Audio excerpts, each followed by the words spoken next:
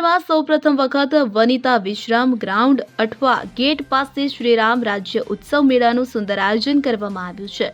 આ શ્રીરામ રાજ્ય ઉત્સવ મેળામાં અયોધ્યાના રામ મંદિરની ઝાંખી અને અયોધ્યાનું રામ મંદિર બનાવવામાં આવ્યું છે। અહીં પ્રભુ શ્રીરામ ભગવાનના જીવન ચરિત્ર એટલે કે ભગવાન શ્રીરામના શરૂઆતથી લઈ અંત સુધીની તમામ ઝાંખી દર્શાવવામાં આવી છે।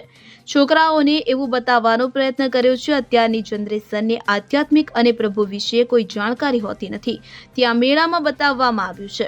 આ વર્ષે મનોરંજનની સાથે સાથે આધ્યાત્મિક થીમ પર આ મેળાનું આયોજન કરવામાં આવ્યું છે।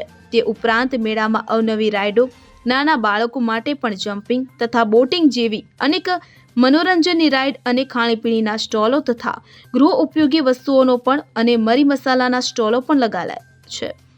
આ મરી મસાલાના સ્ટોલ પર ગેરંટેડ અને મની બેંક ગેરંટીની સાથે દરેક જાતના સ્પાઇસીસ મસાલાનું વેચાણ થઈ રહ્યું છે।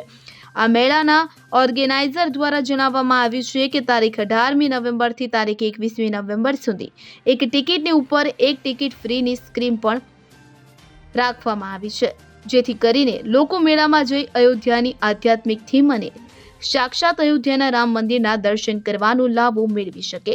સર, આપનું નામ, આપનો પરિચય અને આ કઈ જગ્યા પર ને શું પ્રોગ્રામ કર્યો છે? મારું નામ બ્રિજેશ પટેલ છે અને અમારી કંપનીનું નામ જી ગ્રીન ઇવેન્ટ્સ એન્ડ એક્ઝિબિશન છે। અમે આ વખતે રામ રાજ્ય મહોત્સવનું આયોજન આપણે વનિતા વિશ્રામ ગ્રાઉન્ડ અઠવા ગેટ ખાતે થઈ રહ્યું છે અને આ મેળો આપણે દિવાળીના સમયથી શરૂ કરી અને આવનારી 30 તારીખ એટલે કે 30 નવેમ્બર સુધી આપણો આ મેળો શરૂ રહેશે। અને આ રામ રાજ્ય મહોત્સવ એટલે અમે અયોધ્યાનું હુબહુ ઝાંખી અને અયોધ્યા મંદિર બનાવવાનો અહીં પ્રયાસ કર્યો છે ને ભગવાનના પ્રભુ શ્રી રામના જીવન ચરિત્ર એટલે કે ભગવાનના શરૂઆતથી લઈને અંત સુધીના ઝાંખી બતાવી અમે પબ્લિકને અને છોકરાઓને એવો બતાવવાનો પ્રયત્ન કર્યો છે કે અત્યારની જનરેશનને જે આધ્યાત્મિક અને પ્રભુ વિશે એટલી જાણકારી નથી હોતી, તો તે બધું બતાવવાનો અમે અહીં પ્રયત્ન કર્યો છે। સર, આજથી કંઈક તમે નવું કંઈક સુરતની પબ્લિક માટે કંઈક નવું લાવ્યા છો, એ શું છે?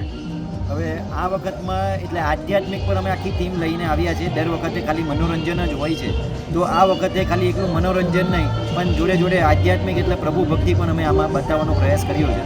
અને 2025નું વર્ષ જો આખું ઇન્ડિયા, આખું ભારત દેશ જ્યારે પ્રભુ શ્રી રામમાં મગ્ન થયું હોય તો આપણું સુરત કેમ પાછું રહી શકે, તો એ હેતુથી અમે આ રામ રાજ્ય બનાવવાનો પ્રયત્ન કરીએ છીએ। અને આ 18થી લઈને 21 તારીખે સુધીમાં અમે આ 4 દિવસ પૂરતું એક પર એક ટિકિટ ફ્રીનું પણ અમે આયોજન કર્યું છે।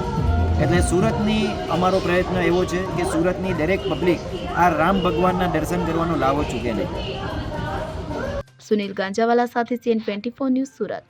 હવે જુઓ દેશ દુનિયાની તમામ ખબરો તમારી આંગળીના ટેરવે।